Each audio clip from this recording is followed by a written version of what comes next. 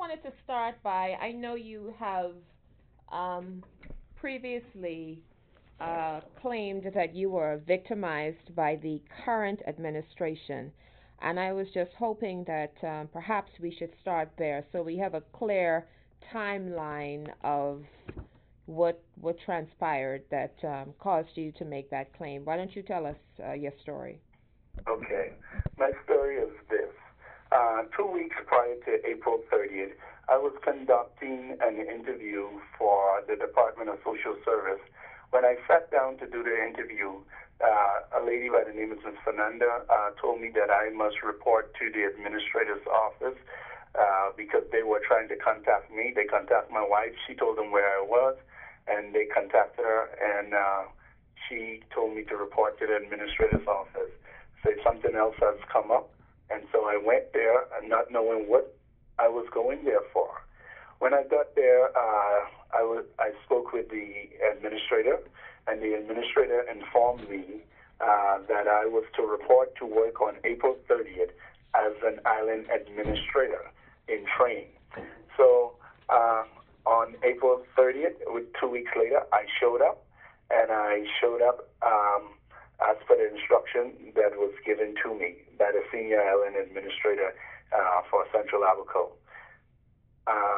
After that, on the second day that I was at work, I asked the administrator for my letter of appointment. He responded to me that they're in the process of getting it, and he should receive it by that afternoon. I did not receive it that afternoon, so by the next morning, I mentioned it to him again. So he, in turn, called Nassau and inquired about my letter of appointment. They had informed him that it would be approximately 3 to 5 days, and that I would have it. So I continued to work under the impression that I was being hired full time. All right. So I worked, and after sometimes later, about maybe over a month or so, almost 2 months, approximately, I can't recall the exact date, but I was told by the administrator that he was informed that the undersecretary says for me to go home. So I spoke with the administrator concerning that, and the administrator says to me, I says to the administrator, why are they sending me home? So I made contact with Mr. Ingram, the representative of North Africa at that time, and to inquire of this, was I relieved of my duties, or is this a wrongful termination? Because evidently he had sanctioned my application, and Minister of Department of Local Government as well. I did not ask to come to the administrator. I did not walk in there on my own. I was contacted by the senior official for the government at that time to come to work, and so I reported to work. Well, after corresponding with him, I received correspondence from the Prime Minister's office saying that I was to continue, and that my application was being processed, and that it would take approximately 5 to 6 weeks before I received my letter of appointment. So I continued to work. Based on the information I received from the Prime Minister's office. After a period of time, there was a gentleman that came into the office by the name of William Dosrain. Says, what are you doing working in here? He went to see the administrator. He's a stalwart counsel of the PLP, senior ranking person here on the island. And he spoke with Mr. Cooper concerning me working there. He wanted me to go home right then Mr. Cooper to send me home. Mr. Cooper told me that he cannot told him that he cannot send me home at that time. So I stayed. He in turn I received some information to go home again from the Department of Local Government, and now this time they were sending me home, but I tried to make application, not application, but I tried to make an appointment directly with Mr. Gray concerning my removal from that office. Well, Mr. Swain came back in a week later, and he saw that I was still there, and he made mention that he was going to see Mr. Gray, and that he will have me out of there. So he went to Nassau, and the next thing I know, they're saying that they're not going to keep me in the administrator's office, that Mr. Cooper needs to find some other avenue or some other department to send me to. Well, I contacted the Prime Minister's office again, and they assured me that my application was being processed. So they also assured the administrator that my application is being processed. And so the administrator, decided to keep me. Now, by this time, I should have received a salary.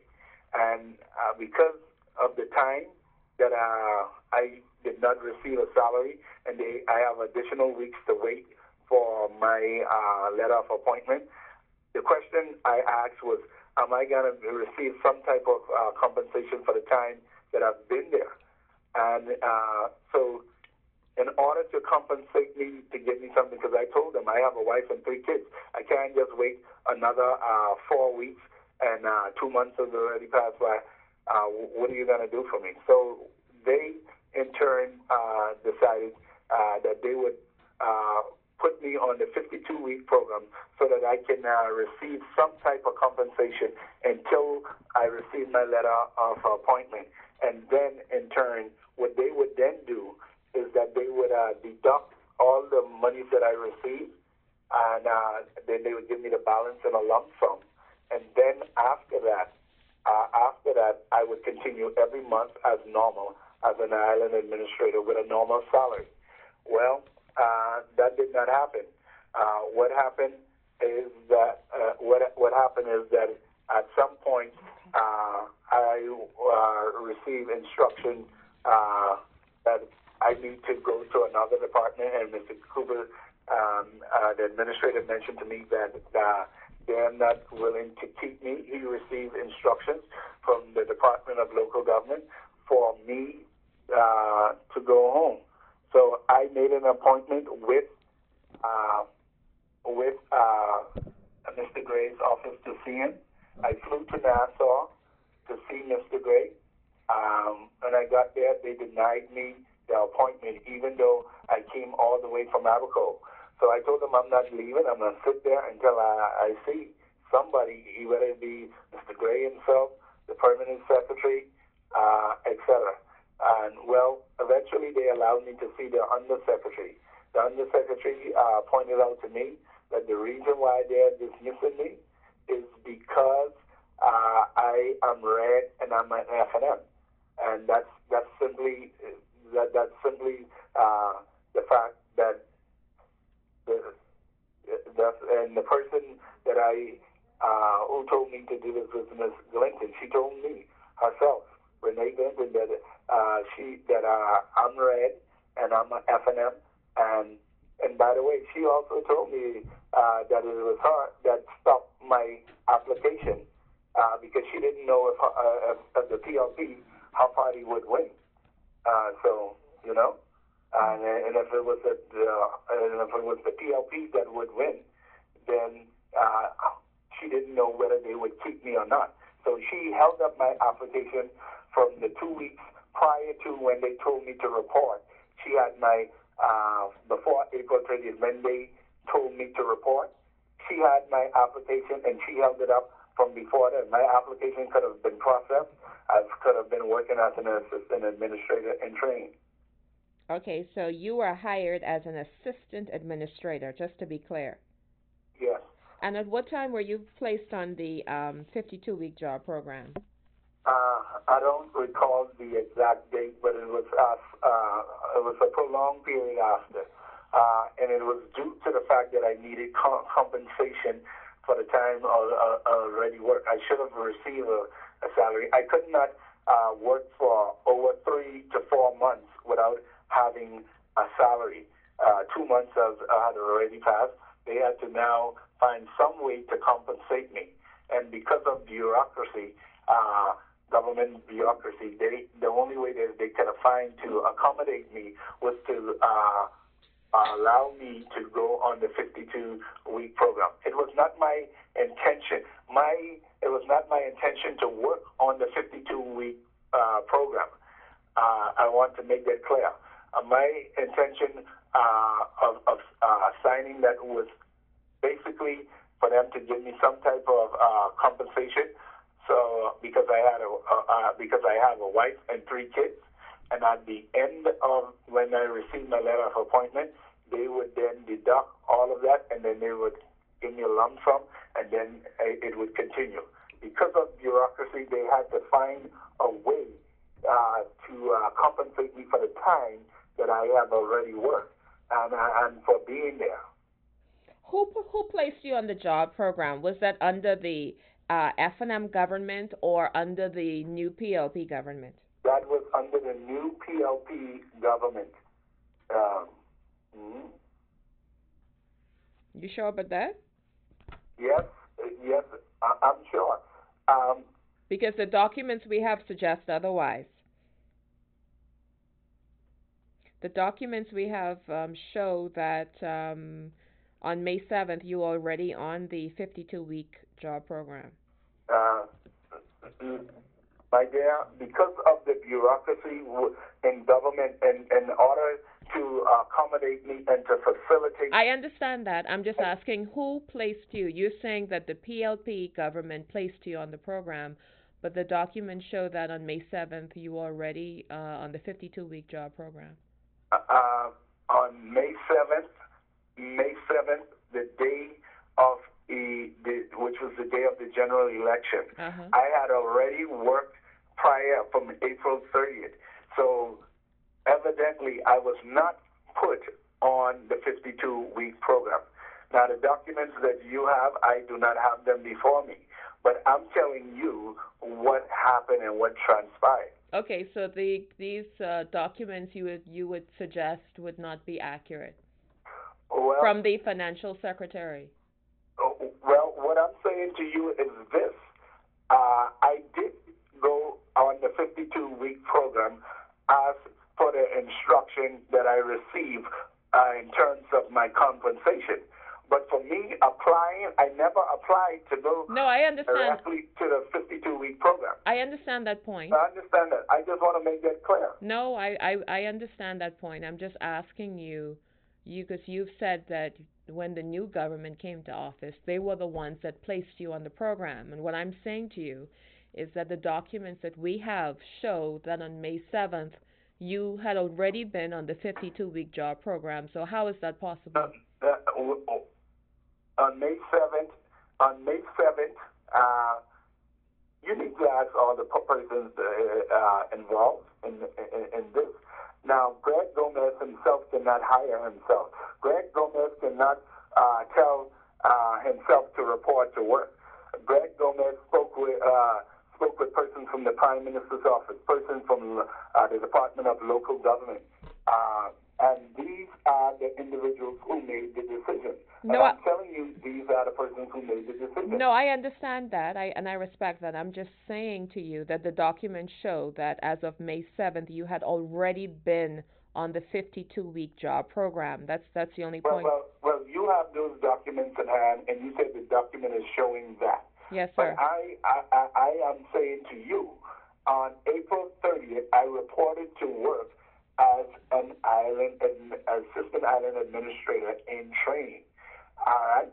Now, you can go and interview those. If you don't believe my story, go and ask the individuals who told me to report to work. No, I'm not saying I don't believe. I'm not The saying. government department. I'm not saying, Mr. Gomez, I don't believe your story. I'm just asking you, why do you think it is the documents show you on the program on May 7th from the financial secretary? From the financial secretary? Well, that's a question you would have to ask him. That's something that you would have to ask him. I'm not the financial secretary, and I cannot tell you that. Okay, I take your point. Uh, you declared in your declaration, as required under law, your salary at $28,000, and that would have been up to December 31st last year. Um, Yes. what could you give us an idea of what you did last year in terms of employment that earned you a salary of $28,000? Yes, I was a minister, and still is. A minister in the church? Yes, yes, I minister in church, a preacher. I preach at different places. So when I preach, they would collect what we call a love offering for me. So some churches you go to, you might receive $1,200. You might receive $200. Some churches you might receive $3,000. Some churches you might receive $500. So that's what I did. I'm a minister of the gospel, and that's how I obtained and take care of my family, by preaching the gospel of Jesus Christ. Okay, so the $28,000 represents love offerings. Yes. Okay. And are you currently now employed? I am not employed, but I'm still a minister. I still speak in engagement. I still speak other places, and so that's what I do. Are you currently now employed? I am not employed, but I'm still a minister. I still speak in engagement. I still speak other places, and so that's what I do. Okay, so you're not employed, but you are by profession an educator, correct? Yes, I am by profession. I am an educator and minister. I am also a minister. Okay, you're an educator. Have you taught before? I have taught before. I've taught for my local church organization. In fact, I've been teaching for my local church organization here on the island. Have you taught at any education institutions? Yes, I have. Where have you taught? I've taught in various places. In various places. Where did you teach? Where did I teach? Yep. I've taught in the United States, and I've taught here in the Bahamas. Okay, what schools? What are the schools that you taught at? But the question, but I was not teaching last year, but I'm still an educator. If that's what you're getting at. No, I'm only asking you, sir. You said you're an educator and you have taught at schools. I'm just asking you to name the schools where you taught. Well, why don't you have the financial secretary also say how that I got on, how do you have my application for the 7th of May when I was told to report for the 30th? Yeah, we've dealt with that point, and we'll take a look at it closer. Right. But I'm asking you, what schools Thank you for your time. what schools did you teach at? Mr. Gomez, are you there? Mr. Gomez? Yes. Are you there, sir? Yes, I'm here. Now, I was asking you, what schools did you teach at? I've taught at several schools. Can you name them? I can't name them at this time. Okay, you can't. You're an educator. You've taught at schools, but you can't name. I am currently working as a minister at this time. That's the only thing that I have for income at this time. No, I'm asking you. You are the candidate, obviously, for the Free National Movement for North Abaco. Your profession is listed as an educator, and you said you've taught at various schools in the United States and in the Bahamas. And I'm only asking you to name the schools where you taught.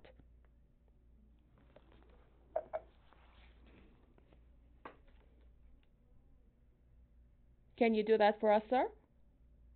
I would get the information to you. You don't know what schools you taught at? I've taught at several schools. I've taught for Miami-Dade public schools, and that's where I taught at. But I've moved from more than one location. Okay, what are the names I of the recall the names of the schools. So you don't remember the names of the schools where you taught?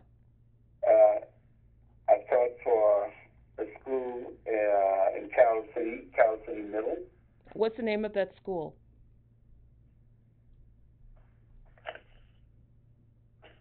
I've taught for Carol City Middle School. Carol City Middle School. How long did you teach there? 2 years, approximately. Okay, and you said you also taught in the Bahamas. Where did you teach in the Bahamas? I didn't tell you that I taught in the Bahamas. I returned to the Bahamas last year. I did No, not, you said you taught. Bahamas. Was that a mistake when you said it then? I said I did not tell you that I teach in the Bahamas. You did say it. It's a recorded I interview. said I did not say that I'm telling you I did not teach in the Bahamas. I said I teach at my local church here in the Bahamas.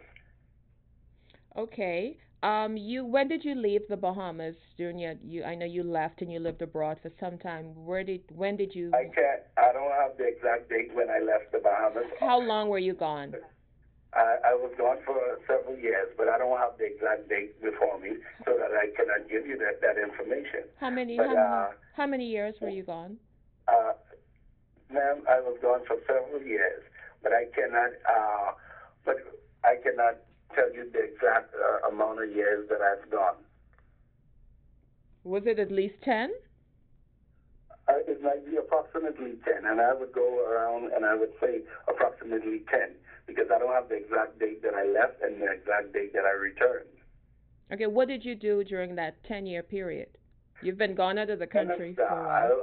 I taught for a period of time, but I was also a full-time minister, itinerant minister as well. Okay, you said Carol City Middle School. Where else did you teach? Carol City Middle School. I'll have to get the name of the other school for you. So you can't remember the names of the schools where you taught at?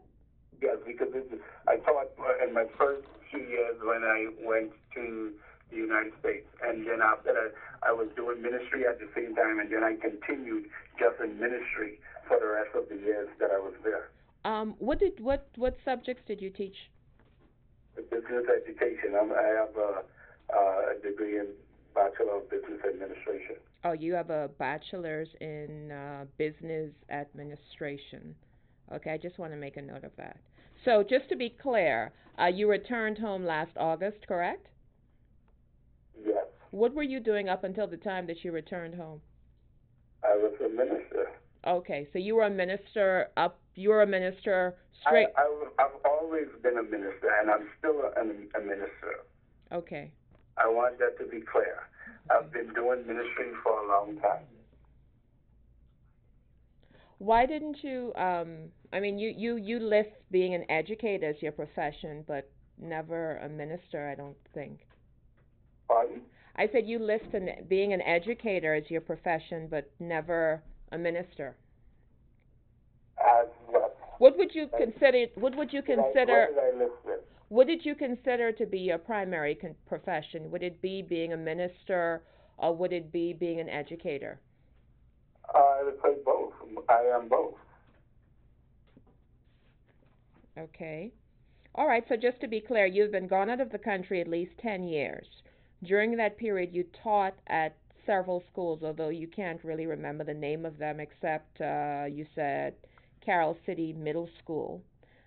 During the course of last year, you were not earning a salary, although you declared that on your declaration, but that $28,000 represents... That $28,000 represents my income.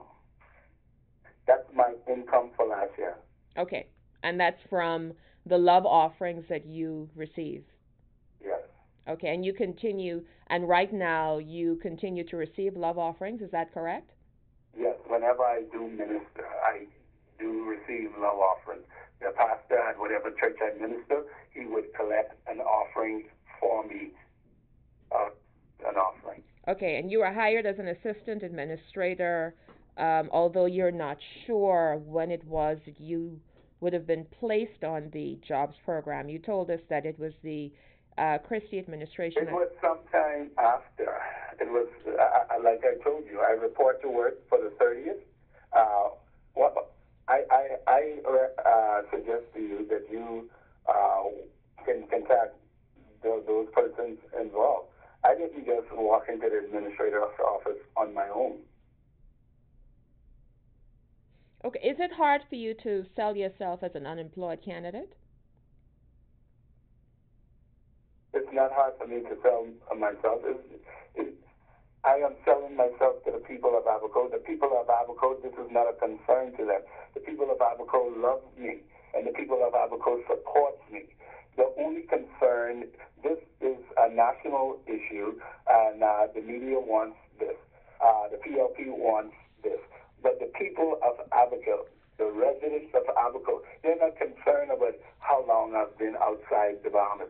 They're only concerned about that I'm going to give them the best representation. I'm just wondering, how is it that you taught at schools, but you can't say what the schools were that you taught at? You said you taught at schools in the Bahamas and the United States, and you said you don't remember the name of the schools. Let me ask you a question. Is there any time there's something that you perhaps cannot remember yourself? I mean, answer me. Of course. But I'm saying you. Well,